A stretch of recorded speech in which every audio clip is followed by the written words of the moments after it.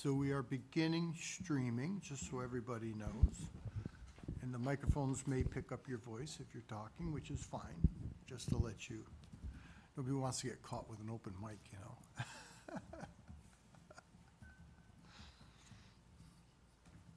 We'll give it just till 7 o'clock. Oh, we are at 7 o'clock. There we are. I will call the Southbury Board of Selectmen regular meeting, May 15th, 2025, to order at 7 p.m. And if we could have the Pledge of Allegiance. I pledge allegiance to the flag of the United States of America and to the republic for which it stands, one nation, under God, indivisible, with liberty and justice for all.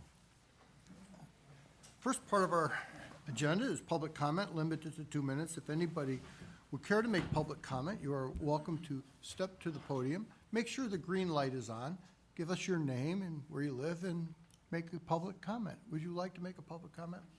There you go. Green light is on? Green light is on. Very good. Okay, just a moment. My name is Diane Antezo. I live 194 North Georges Hill Road. I've lived there for 19 years. I praise the Senior Center as a wonderful resource, but I am extremely disappointed and shocked to learn of the pilot 4-day work week schedule, which will close the Senior Center on Fridays beginning June 6th. It's a vital concern to recognize the challenges that seniors face with declining health, isolation, and depression, especially during the long winter months. The Senior Center offers an essential service every weekday. I learned that this program will not result in cost savings for the town. The impetus for a 4-day work week is to improve staff morale by having a 3-day weekend while allowing residents to do business or take classes later in the day. Many businesses follow the model but allow employees to stagger their 4th day of work but still remain open on Fridays to serve their customers. I would like to suggest that route be explored. I also learned that of the 3 towns you reference as successfully incorporating the 4-day workweek model, both Plainville and Reading closed the town hall on Friday, but their senior centers remain open. Both towns have recognized the importance of continuing to enhance the welfare of their senior populations. I believe Southbury seniors deserve the same. I'm not aware of any plans to reach out to the public for feedback. A town referendum or letter with email signatures similar to the one the town is sending to Johanna Hayes should be used. Town employees are public servants who provide important services to tax-paying residents. Allowing employees to decide to reduce vital services that are already in place is disheartening. The library provides a similar essential service, but it is not closing on Fridays, so why is the senior center closing? I am speaking alone today, but I represent a long list of residents that share my concerns. I ask that you provide residents with accurate information and avenues to voice their opinions about the senior center and senior bus schedule changes and the plan to close the Parks and Rec Center on Fridays beginning in the fall. And that's all. Thank you. Is there any other public comment? Is there any other public comment? Is there any other public comment? We have no other public comment. We have your announcements and correspondence in front of you. You have your reports. We'll move on to the consent agenda. Do I have a motion to approve the consent agenda? So moved. Can I have a second? I'll second. Any discussion on the consent agenda? Hearing none, I'll call the vote. All in favor signify by saying aye. Aye. Aye. And anyone opposed? And it carries. Bids and procurements, library elevator design and replacement. Do I have a motion to approve? So moved. Can I have a second? Second. Do we have a discussion? Yes, sir. Mr. Van Stone.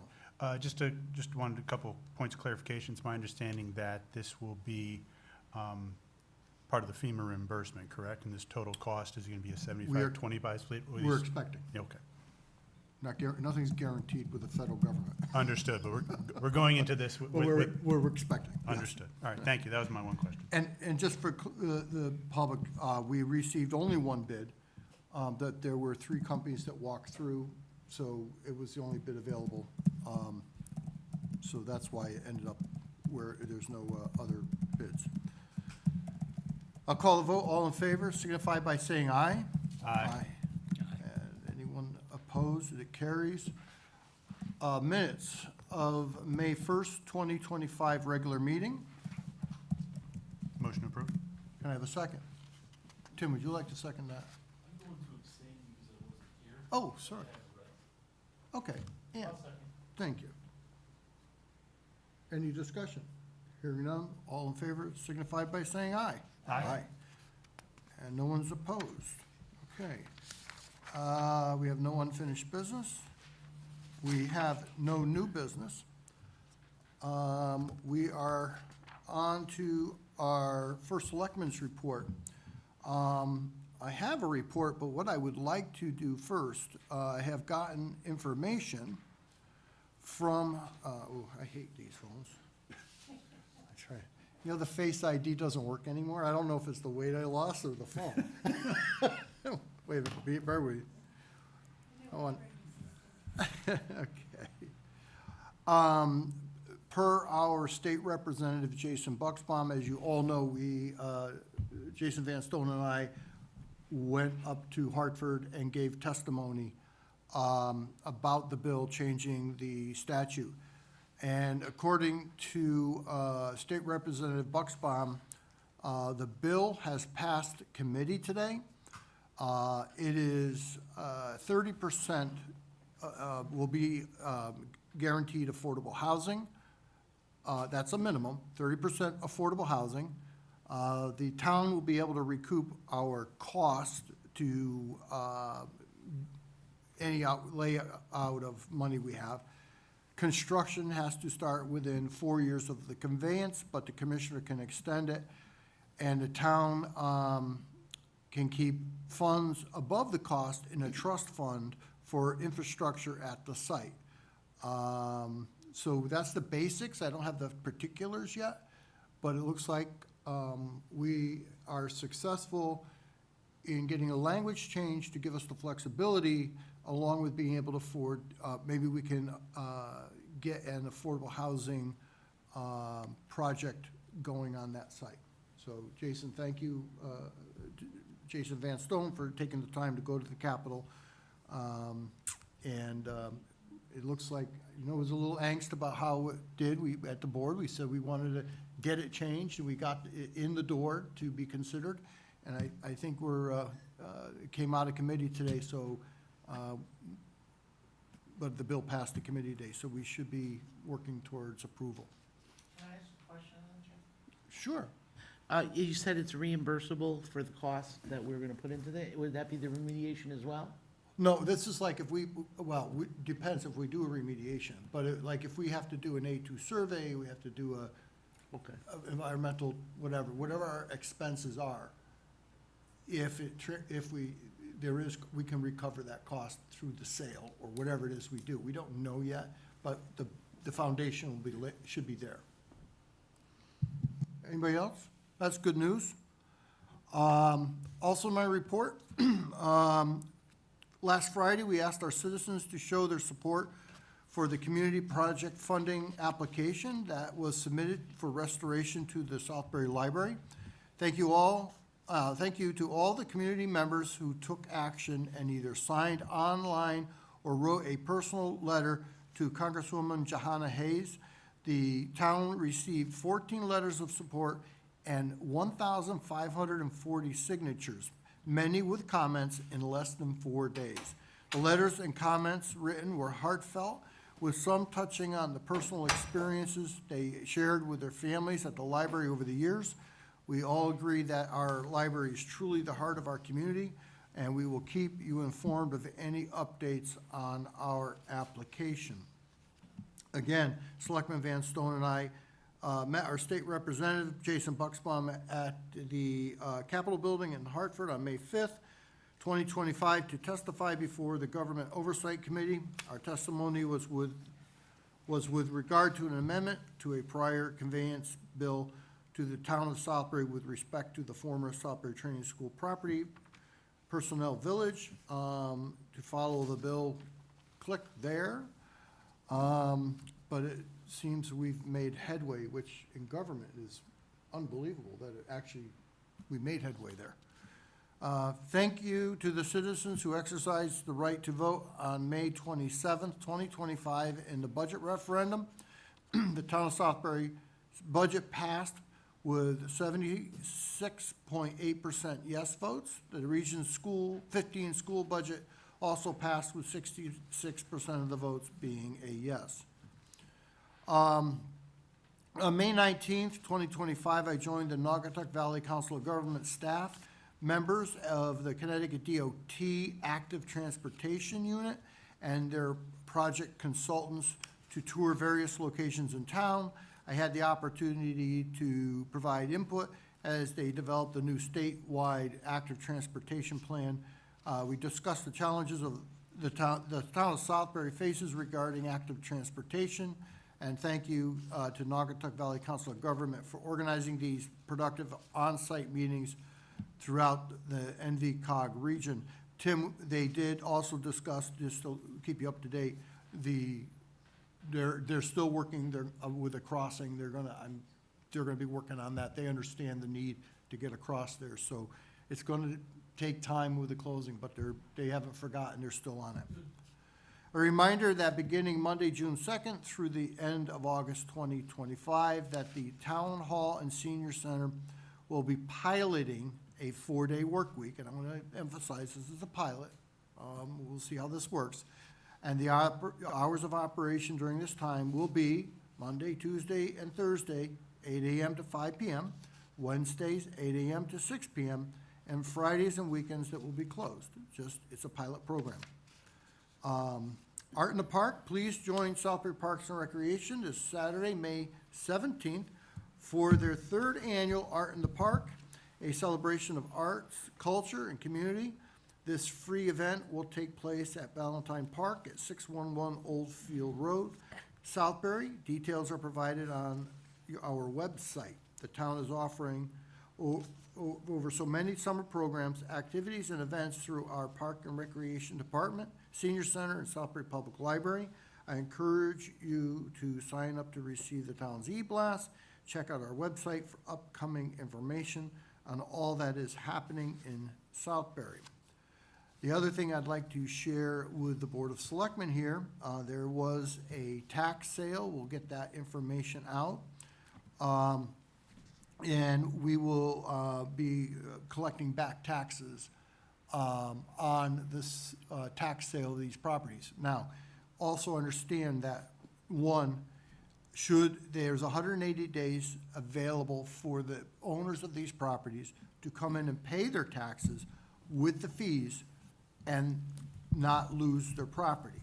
Also, anything above what's owed in the tax sale, should it close, anything above will go to the property owners. So it's not like we keep the proceeds above the taxing in that. There was a lot of people here, a lot of interest, but this also, there was a lot more homes and on the list, and then many, I forget the number, it was quite a bit, have caught up. So this will increase our revenue for the town. With that, I will go to reports from liaisons. Ann Armino, So we have a LEPAC meeting on Tuesday? did you push the button? Oh, yeah, Sorry. I That's always okay. forget to do That's that. okay. We have a LEPAC meeting on Tuesday. The Emergency Management Director spoke about continuing, creating the emergency plan and creating a continuity plan for the town. They're also completing the project with the AED units. This was approved in the budget, and that'll be starting on July 1st. He also mentioned there's 5 AEDs, the new AEDs that they're getting. And the question came up about when PD arrives at the scene, if they needed the AEDs, they already have them in their cars. EMS gave their report. Heritage Village, when they had their ambulance service, had 48% of no transport, so they would arrive at the scene and 48% of the time, there would be no transport. They've now recently, through education, working with the health department and with Derek from the fire marshal's office about falls, they're down to 19%. So that's a good, and then I have the library, oh, and then EMS also. Next week are the EMS awards and dinner and celebration at Waterbury Hospital. And the Southbury Ambulance Association will have a few of their members that will be getting awards. And then I had the Friends of the Library last night. Their annual scholarship through the Friends of the Library had 16 applicants. The question was, what type of change to the library additions would you like to see? They're reviewing those applications tonight, and they're giving up to $3,000 to $4,000 to all the winners. So if there's one winner, they'll receive the one donation. Otherwise, if there's more than multiple winners, they will split that pot. The pop-up sale that they recently had at the Parks and Rec, it was, they made $1,600.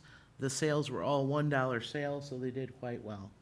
In the chairman's report, she let us know that the outside lighting was damaged. Most of the walkway lighting was damaged, so they had Shock Electric come in and they repaired all the fixtures outside. The gardener is going to continue all summer and into the fall until the library opens, just so that they keep up with their gardens for basics. Repair to the library update, drywall is being put up in the lower level. They're working on who gets what space downstairs in the basement. The septic system was flushed and is running well. They have dehumidifiers running now, because they're still working on the AC units, and more work to continue.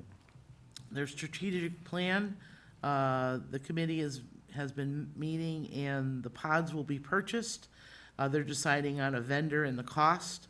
They're looking right now at either a telephone booth pod or a 2 to 3 person pod, so people can have Zoom meetings or make phone calls. And they're also deciding on the location at the library for where they're gonna put them. Hopefully those will be in for the grand opening in November. Librarian and the assistant attended a CLA conference, Connecticut Library Association Conference in Mystic.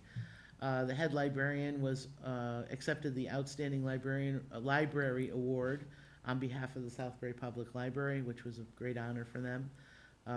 They came back with some really great ideas for more programming and more additions to the library. And for all the things that are going on at the library, they suggest that everyone go to Southbury Library website and see what the new programs are that they're gonna be having coming up. There was a federal grant that I had spoke about last time when we had a meeting, that was discontinued for $2.16 million, has now been reactivated. This will go up to the fiscal year, June 30th. There was 3 states that filed an injunction to get the money back. It was Connecticut, Oregon, and California. And we'll see what happens in the time to come for the next budget season. That's it. Thank you. Selectman O'Neill. Yes, the Park and Rec Commission met on May 8th. The director's report, the swim lesson registrations are open for the new pool. The new pool is expected to open Sunday, June 15th. Adventure Day camp is full. Both camps for swim lessons with the Shark Swim team start on Monday, June 16th. There was a fundraiser at the Woodbury Brewing Company for the gazebo at Settlers, where musicians are now gonna be booked for doing concerts during the summer. $1,133 was raised there. And the musicians are also looking for ceiling panels for the interior of the roof of the gazebo, and also for affordable black backdrops to be hung from rods.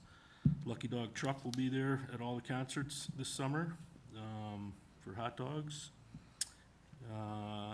We did state that Art in the Park is happening on May 17th from 11 to 1.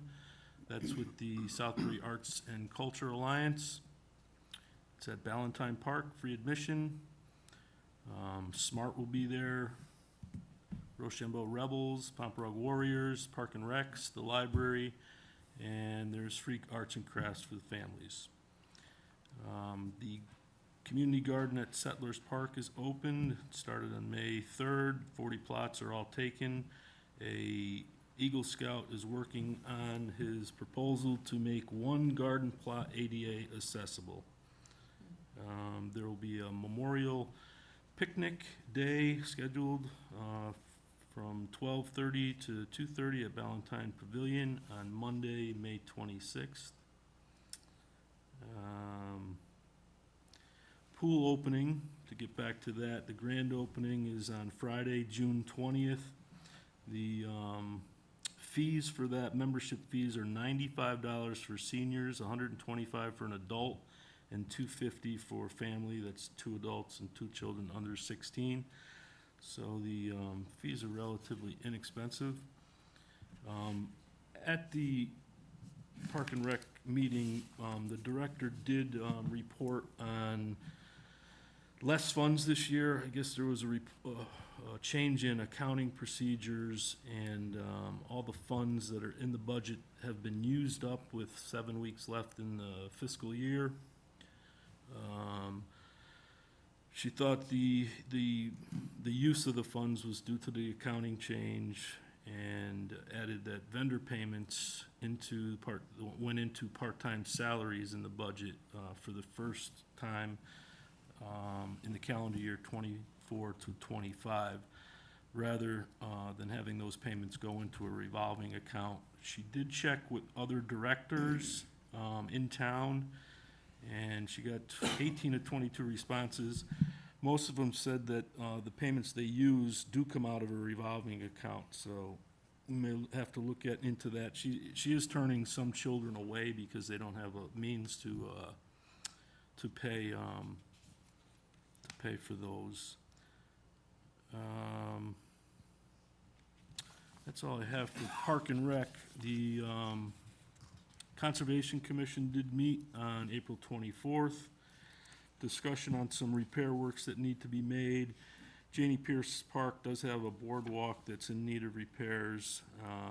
They will be pulling out any water chestnuts that do emerge soon. I think the biggest thing is they're looking for volunteers to rebuild the bridge at McMillan Park. And they're gonna do that 2 weekends, beginning May 31st and then June 7th. So if there's any volunteers out there that have any carpentry experience, you're needed. And McMillan Park is in the South Britain section of Southbury. It's off of Spruce Brook Road. And you can actually find out any information on that by contacting the Conservation Commission. Platt Park, there was an issue with woolly aphids killing some of the hemlocks. So they're doing an organic beetle treatment. Apparently there's some type of beetle that feeds the aphids on the hemlock. And those will be released in the next few weeks. That's all I have. All right, just want to make clarification to the board. There's been no change in the accounting method. It's always being adhered to, the way we do it. So if you have any questions, you can call Dan Colton and he'll explain it. I apologize, Selectman Betty, I went right by you trying to be efficient here. You probably read my mind. I really don't have much to report. I thought it was supposed to meet last night. There was some signal crossing and they did not meet, so we are meeting next Wednesday. And that is all I have. Oh, the EDC task force, Jeff. I guess they met on Tuesday. Yes, And I was at a board meeting down in Trumbull. Yep. I couldn't move it. So maybe you can tell us. we're moving forward with getting regulations, draft regulations for industrial zone. We're looking at RFPs on the Volpe Rosen property, a few other things, so we should be moving forward with we're making progress, and we'll get that shaped up. I think next meeting we'll have a lot more. So hopefully we'll have something. hopefully get, kind of, there's Volpe Rosen probably go out for an RFP for a broker and review them and decide whether we, here in the board, whether we want to go out with that and move on from there. And of course, the question is the rezoning of the IBM property for future use and what regulations would be in on that. So more to come. Selectman Sullivan. All right, so the Board of Ed has met twice. The first was May 6th, which was just their public hearing to announce the budget, as we have to do, so not much to that. Obviously, the budget did pass. They did have a regular meeting on May 12th. The highlights of that was really an update of the PES, GES feasibility study. So as this is a very long process, so just keeping everybody in the loop as far as all of the various steps that they've made in getting feedback from the community as well as those that work in the schools. And then by and large, they broke into executive session to meet with Superintendent Smith regarding the year-end reflection and what his thoughts are there. So that's executive session, so not privy to that. So moving right along, and they will meet again, I believe, on the 27th. So I'm gonna have to change this, make a note, we're gonna change this, so I don't, we're gonna put Selectman Betty at the very top, so I don't forget them. But there's no this is a random order, but how it goes out. So next, Selectman Van Stone, could you give your reports? I like jumping around, keeps us on our toes. Yeah, someone's paying attention besides me, I guess. Charter revision met since our last meeting, and I think we're down to one or two of our last final meetings before we'll have to schedule our second statutorily required public hearing, probably in the first 10 days or so of June. June 4th, it's June 4th it'll be, which is in the first 10 days of June, so I was right. After that, we will wrap it up and have a presentation here for the Board of Selectmen, and at that point, their work becomes our work. So look forward to that coming up. Selectman Sullivan had noted the GES-PES task force. I don't usually report out on that, but I sit on that committee as well. The next, and I believe it was probably the final community conversation is next Thursday, the 22nd, at 6 p.m. at Longmeadow Elementary up in Middlebury. So anyone interested in learning about that project or seeing where it sits is more than welcome to attend that. The rest of my committees all meet next week, so be prepared for a long report next meeting. I can't wait. I know you can't. Just a note, remember, we do, our next regular meeting is June 12th. We may have a special meeting that we'll have to call, and that has to do with our I-bands and bonding for the, because of the flood. So just be aware of that coming up. Jeff, I know you did correct me on that, but I'm only reading off the No, I Park know. and Rec minutes. Yeah. And according to the director, the reason why they're turning some kids away for some of these courses is, right in her minutes, she said thought it was because of the change in the accounting procedures, which added vendor payments into the part-time salary budget for the first time in 2024 and 25 years. Yeah, there's not been change, and we can, but again, we're trying to maintain our AAA rating, especially with the bonding coming eventually for the schools. So we've got to make sure we don't have deficiencies. Okay, Jeff, can I ask you a question? sure.